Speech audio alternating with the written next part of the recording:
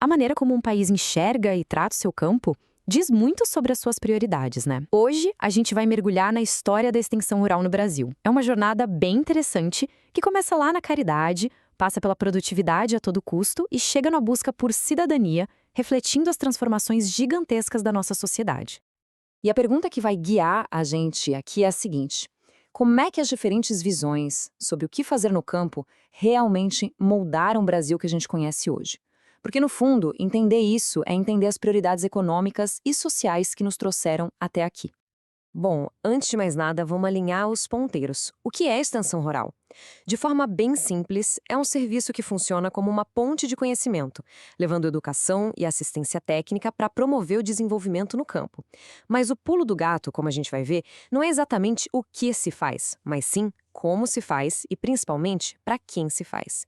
E isso mudou da água para o vinho ao longo da nossa história.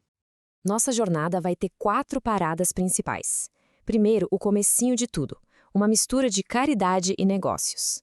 Depois, a grande virada, quando a produtividade virou a única regra. Em seguida, a gente analisa a reação a tudo isso, que trouxe o diálogo e a cidadania para a pauta. E por fim, vamos ver o legado e as tensões que existem até hoje. Vamos nessa? A nossa primeira parada é o modelo humanista assistencialista, que vigorou ali entre 1948 e 1962, um período que já nasce de uma combinação bem curiosa de filantropia com um pezinho nos interesses comerciais. O marco inicial é 1948, com a criação da ACAR, Associação de Crédito e Assistência Rural, lá em Minas Gerais. Mas isso não aconteceu do nada. Para a gente entender essa origem, precisa olhar para o cenário global da Guerra Fria e para a política externa americana da época, em especial um famoso discurso do presidente Truman, o Ponto 4, que basicamente usava a assistência técnica como uma ferramenta de influência internacional. E aqui a história ganha um tempero especial com a figura de Nelson Rockefeller. Ele montou um sistema genial com 2 faces. De um lado tinha a AIA, que era o braço filantrópico que ia lá e ensinava as novas técnicas. Do outro lado, a IBEC, o braço comercial, que vendia exatamente os insumos que essas novas técnicas precisavam. Era a combinação perfeita entre ajudar e fazer negócio. Uma mão lava a outra. A filosofia aqui era de ajudar a se ajudarem. O foco era o pequeno agricultor, mas olha o detalhe, os que eram considerados mais capazes. O planejamento era bem inovador para a época porque partia das necessidades da família, de baixo para cima. E o crédito financiava desde a lavoura até uma melhoria na casa. Era uma visão que tentava integrar a produção com a vida da família. E essa tabela aqui mostra isso na prática, preto no branco. Reparem só na proporção. Em 1962, para cada 1,36 extensionistas focados na agropecuária, tinha um profissional focado no bem-estar social. Isso quer dizer que a preocupação com o trabalho da porteira para fora era quase tão importante quanto com o bem-estar da família, da porteira para dentro. Muito bem, agora a gente avança para a segunda fase, ali entre 1963 e 1984, e é aqui que o jogo vira completamente. Entra em cena o modelo difusionista produtivista, e o nome já entrega tudo. O foco agora é outro, bem diferente.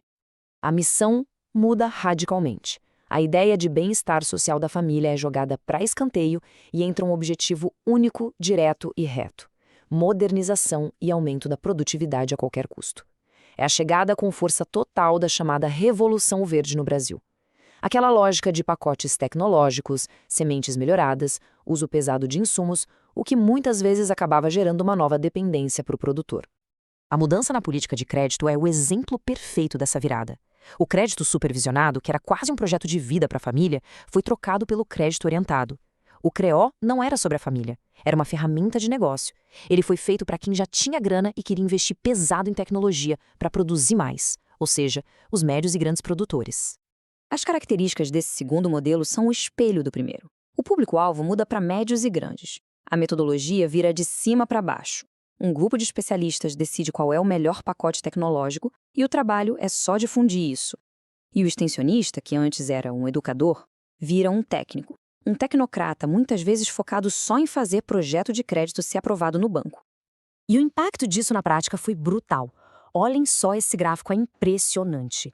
Lembram da proporção de quase 1 para 1 que a gente viu em 1962? Em 1970 já eram 2 agrônomos para cada profissional da área social. Em 1975, essa diferença explode para mais de 5-1. A dimensão social e familiar foi, na prática, simplesmente abandonada. Depois de décadas com esse foco quase obsessivo na produtividade, era de se esperar que surgisse uma reação. E ela veio. Com a redemocratização do país a partir de 1985, começa a nascer um novo modelo, o humanista crítico, que tentava resgatar justamente a dimensão humana e participativa que tinha se perdido. E a grande inspiração filosófica para essa virada veio de ninguém menos que o educador Paulo Freire. A crítica dele era profunda, ia na raiz do problema. Ele questionava a própria palavra extensão. Pensa bem, estender algo para alguém parte do princípio de que essa pessoa não tem nada, que ela é um recipiente vazio. Para Freire, isso era o oposto do diálogo, que deveria ser a base de qualquer processo educativo de verdade. Certo, mas como isso funciona na prática? A ideia é que a relação deixe de ser vertical e se torne horizontal, uma parceria. Em vez do técnico chegar com a solução pronta, o trabalho começa por problematizar a realidade, analisar os problemas junto com a comunidade. E o planejamento deixa de ser uma linha reta e vira um ciclo. A gente age, reflete sobre o que deu certo e o que deu errado e age de novo, sempre em conjunto.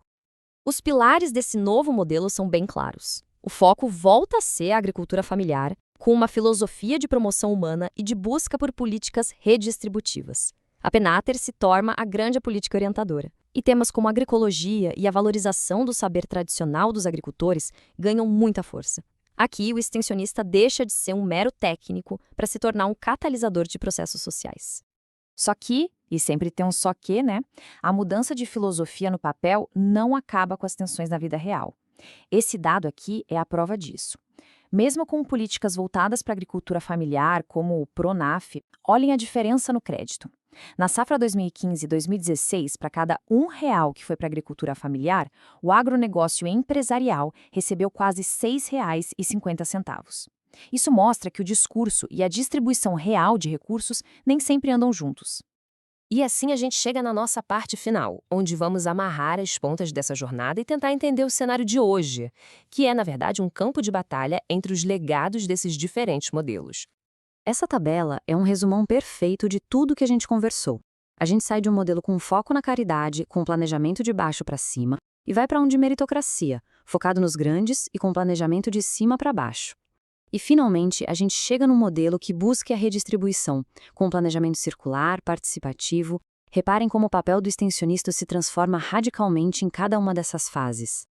Então, dá para a gente enxergar a história da extensão rural no Brasil como essa grande transição. Da caridade, passamos para a meritocracia e, por fim, para uma busca por redistribuição. Cada modelo sendo um espelho das prioridades políticas e econômicas do seu tempo. Mas o ponto fundamental, talvez o mais importante, é este. Essa evolução não foi uma linha reta, onde um modelo acaba e o outro começa. O modelo difusionista, aquele focado na produtividade dos grandes, deixou um legado muito, muito forte. Essa mentalidade de cima para baixo nunca foi totalmente superada e ela coexiste até hoje, muitas vezes em conflito direto com essa abordagem mais crítica e de diálogo. E isso tudo nos deixa com uma reflexão final. Caridade, produtividade ou cidadania, qual desses legados, qual dessas heranças define com mais força o campo brasileiro hoje?